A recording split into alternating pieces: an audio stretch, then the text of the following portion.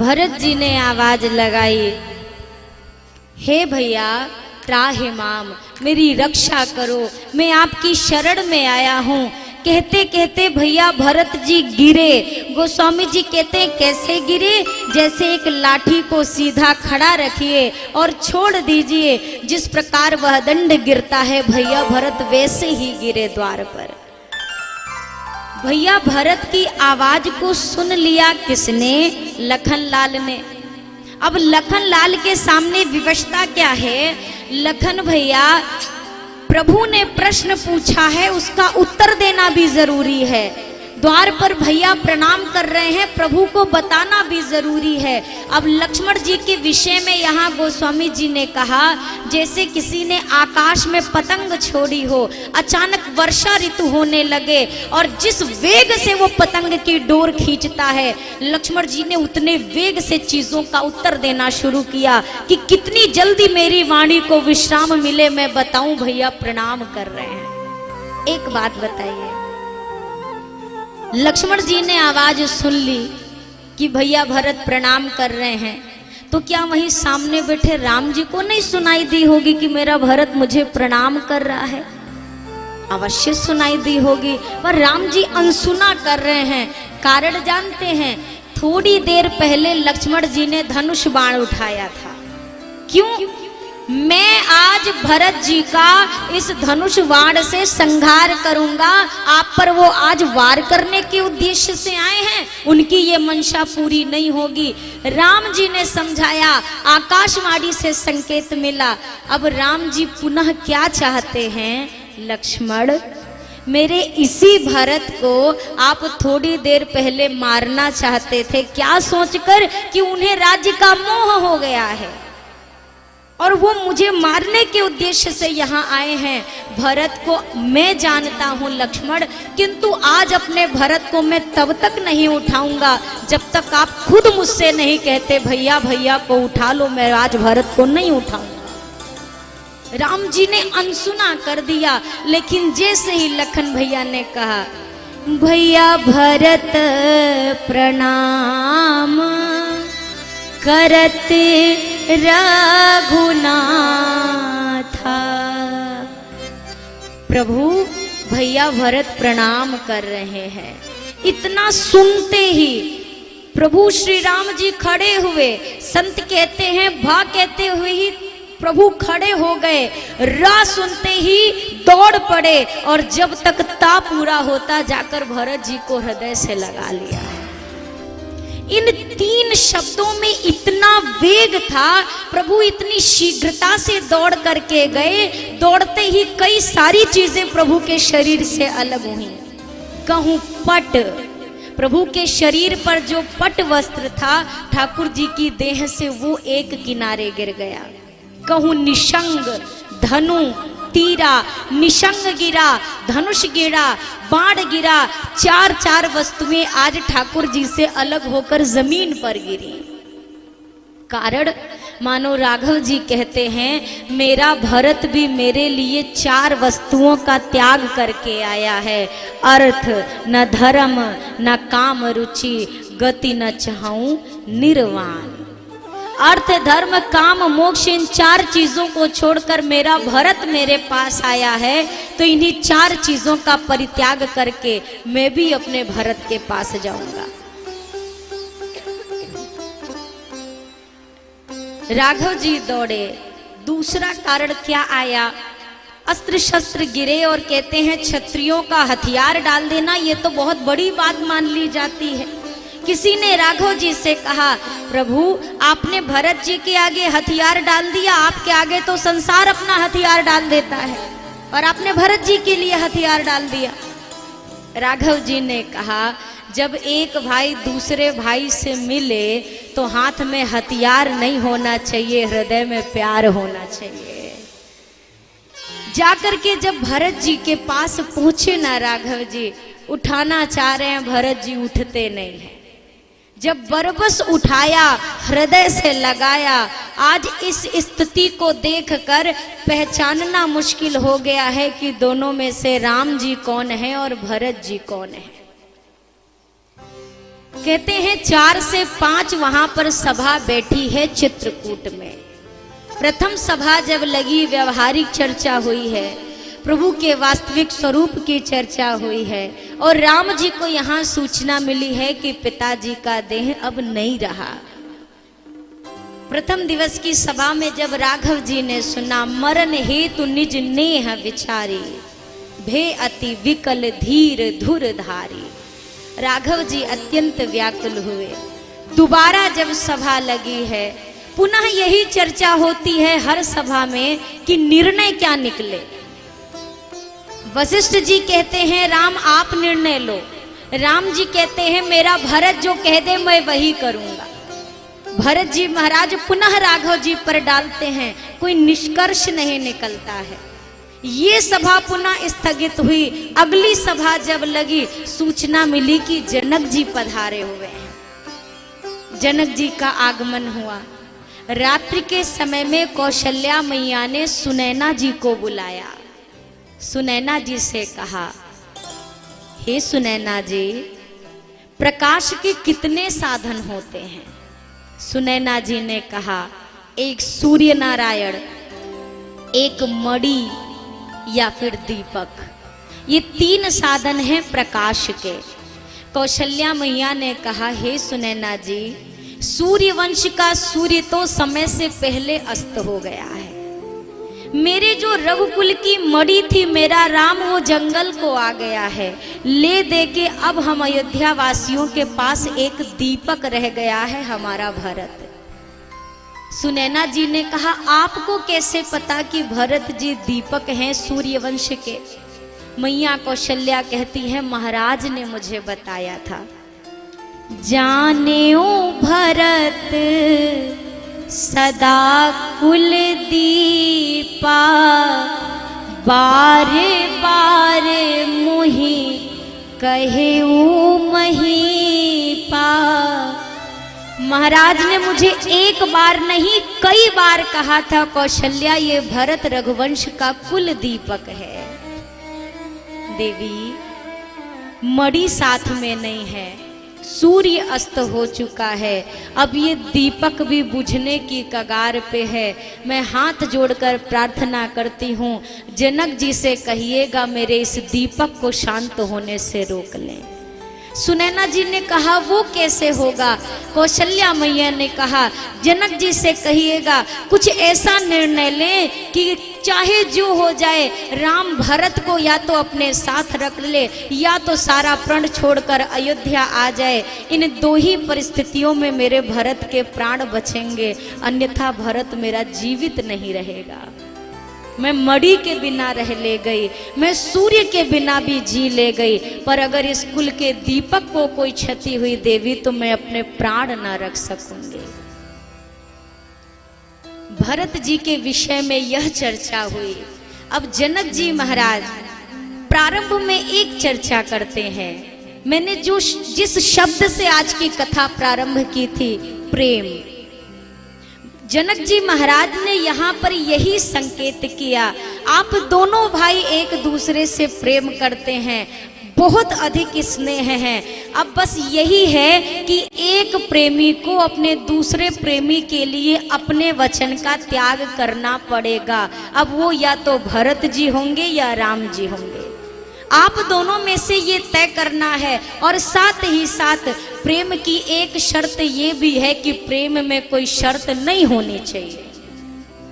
हम अक्सर कसम देते हैं, आपको हमारी कसम ये करना पड़ेगा, आपने तो दे दी, पर प्रेम इतनी हल्की वस्तु नहीं है जिसको जहां पाओ वहीं छोड़ दिया जाए।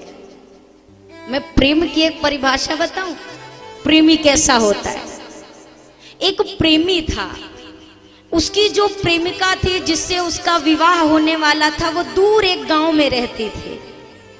एक बैलगाड़ी वाला एक दिन उसके गांव में जा रहा था। उसने कहा, सुनो, तुम्हारी होने वाली पत्नी के गांव जा रहा हूं, कोई खबर हो, संदेशा हो तो बता दो, मैं बता दूंगा। अब इसने कहा, अच्छा, मेरी प्रेमिका के गांव जा रहे हो, सुनो, उससे जाकर कहना मैं उसे बहुत याद करता हूं। थोड़ा सा आगे वो गाड़ी बढ़ी, फिर दौड़कर पहुंचा, बोला सुनो सुनो, उससे कह देना कि ज्यादा परेशान ना हो, अति शीघ्र विवाह का मुहूर्त निकालूंगा। फिर थोड़ी गाड़ी आगे बढ़ी, फिर दौड़ के पहुंचा, सुनो सुनो, कह देना कभी समय मिले तो एक बार भेंट करने आ जाए। फिर गाड़ी थोड़ा आगे बढ़ी, फिर दौड़कर पहुंचा, कहने लगा सुनो बहुत दिवस हो गए उसे देखे हुए। फिर गाड़ी आगे बढ़ी, फिर रोका, बोला सुनो। तब तक गाड़ी वाले ने कहा अब मैं नहीं सुनूंगा, उसका गांव आ गया है, तुम खुद जाके बता दो। ये प्रेमी है। ये बोले कि मैं प्रेम करता हूं तो समझ आए कि ये प्रेम करता है। हम चलते फिरते लोग 4 बार राम राम कह देते हैं, फिर बदले में ठप्पा लगा लिया हम प्रेम करते हैं।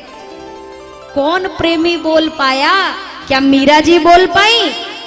मीरा जी ने कभी कहा सांवरे हे गिरधर गोपाल, इतना प्रेम करती हूं, एक बार तो दर्शन दे दो। भजन गाते ये आँखियां हरि दर्शन की प्यासी, पर ये नहीं कहते कि आपको हमारी सौगंध है, आज आना पड़ेगा। दे देते तो क्या आते नहीं? वो तो पीछे पीछे घूम रहे थे, जब चाहते यूं दर्शन मिलता। पर वो प्रेम ही क्या जिसमें प्राप्त हो जाए। असली प्रेमी का सुख तो वो होता है मिलन में नहीं, विरह में सुख होता है। मिली हुई चीज की तो हम कीमत कहाँ समझते हैं साहब?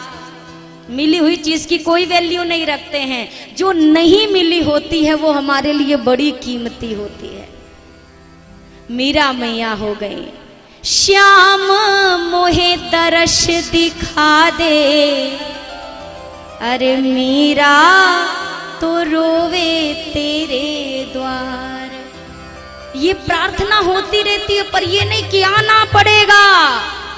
ये बात कब कही? जब खुद पर नहीं, अपने लिए नहीं कही। अगर आप कहो कि नहीं, नरसिंह मेहता की बात सुनी है हमने, उन्होंने बोला था आना पड़ेगा, अपने लिए बुलाया था क्या? नरसिंह मेहता ने अपने लिए नहीं बुलाया। ओ थारी नानी बाईरो मायरो थाने भरनो पड़सी रे। मेरे लिए नहीं आओगे, अपनी नानी बाई के लिए, जिसको आप बहन कहते हो और जो आपको अपना भाई मानती है, आपको उसके लिए आना पड़ेगा। अपने लिए मैं नहीं बुला रहा। मीरा मैया कहती हैं श्याम मोहे दर्श दिखा दे, मीरा तो रोवे तेरे द्वार। श्याम मोहे दर्श दिखा दे, मीरा तो रोवे तेरे द्वार। कन्हैया मोहे दर्श दिखा दे, मीरा तो रोवे तेरे द्वार। कन्हैया मोहे दर्श दिखा दे, मीरा तो रोवे तेरे द्वार।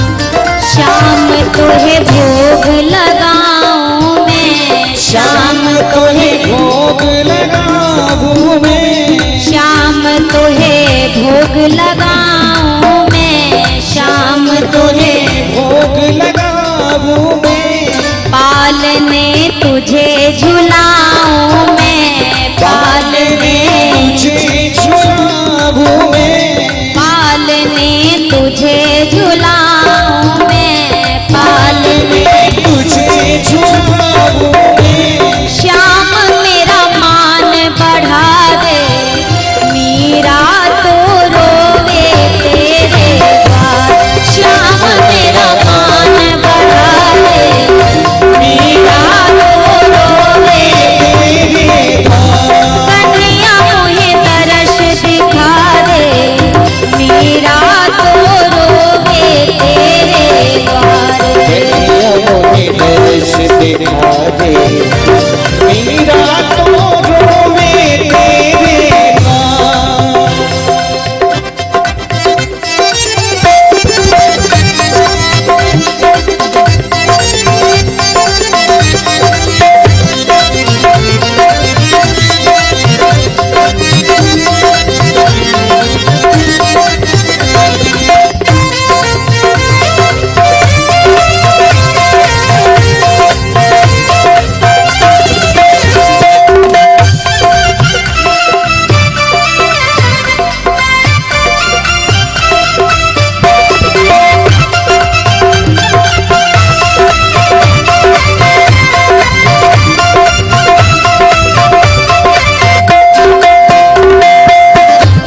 जगत से नाता तोड़ लिया, जगत से नाता तोड़ लिया, जगत से नाता तोड़ लिया, जगत से नाता तोड़ लिया, वो नाता तुम संग जोड़ लिया, वो नाता संग जोड़ लिया, वो नाता तुम संग जोड़ लिया, वो नाता संग जोड़ लिया।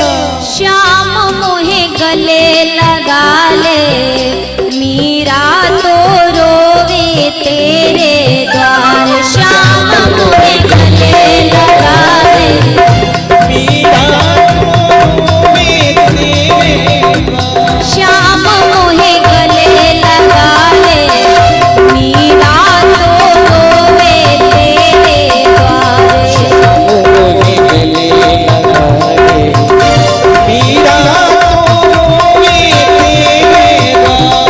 कन्हैया मोहे तरस दिखा दे, मीरा तो।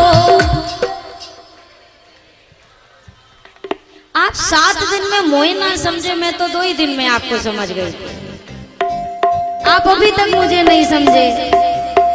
जिंदगी की गाड़ी पे भी ऐसे ही तो ब्रेक लगती है, कब लगेगी बता के थोड़ी ना लगती है, कभी भी। श्याम मोहे दर्श दिखा दे, मीरा तो। कन्हैया मोहे दर्श दिखा दे, मीरा तो। थोड़ा जोर से गाइए, अच्छे से गाइए, भाव से गाइए। कन्हैया मोहे दर्श दिखा दे, मीरा तो। श्याम मोहे दर्श दिखा दे, मीरा तो। प्रभु जी मोहे, प्रभु जी मोहे दर्श दिखा दे।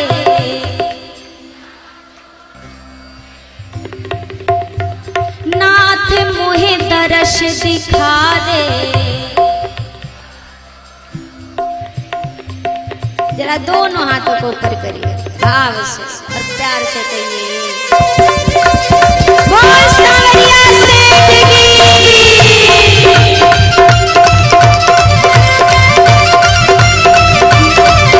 श्याम मोहे दर्श दिखा दे, मीरा तो रोवे तेरे द्वार। श्याम मोहे दर्श दिखा दे, मीरा तो रोवे तेरे द्वार। कन्हैया मोहे दर्श दिखा दे, मीरा तो रोवे तेरे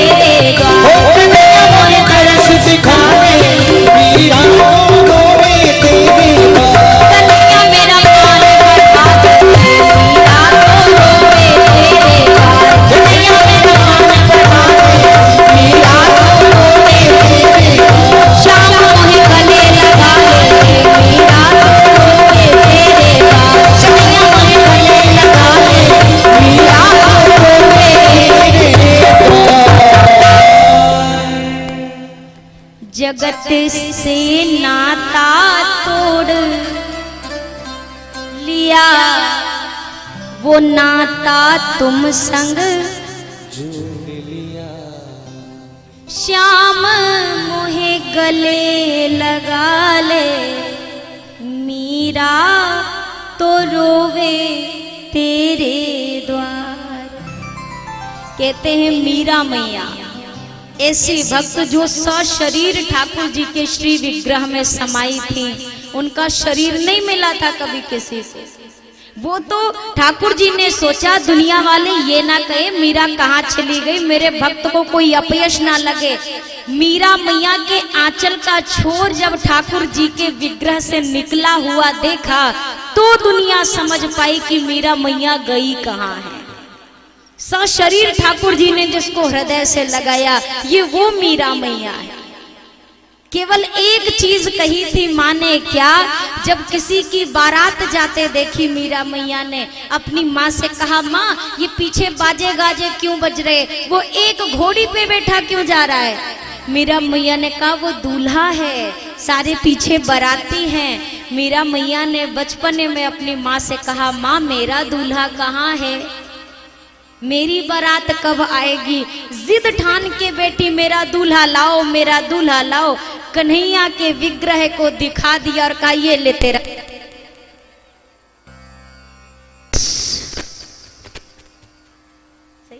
जय श्री राम। ठीक है। उसी दिन से मीरा मैया ने कन्हैया को ही अपना सर्वस्व स्वीकार कर लिया। तो प्रेमी का ये स्वभाव कभी बंधन में नहीं डालता।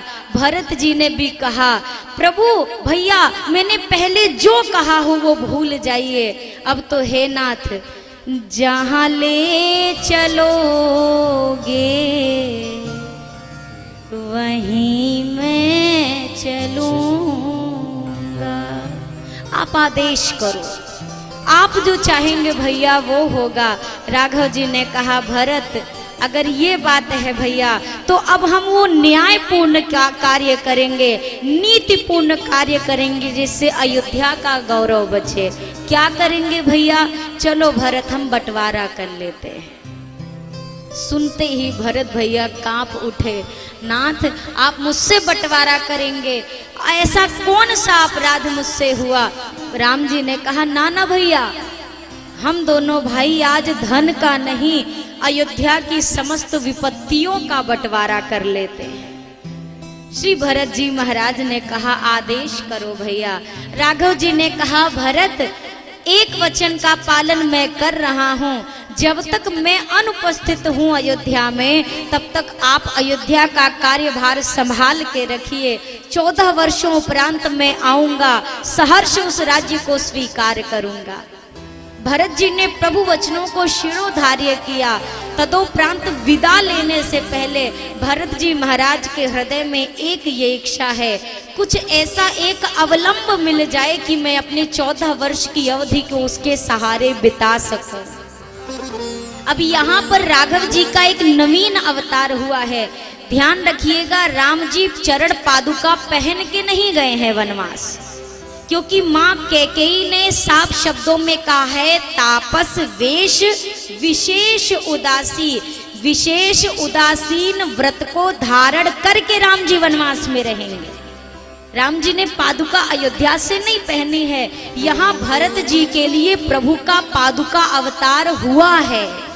मानो भगवान श्री सीताराम जी के रूप में वो 2 पादुकाएं जब भरत जी को मिली, भरत जी ने शीश पर धारण कर ली।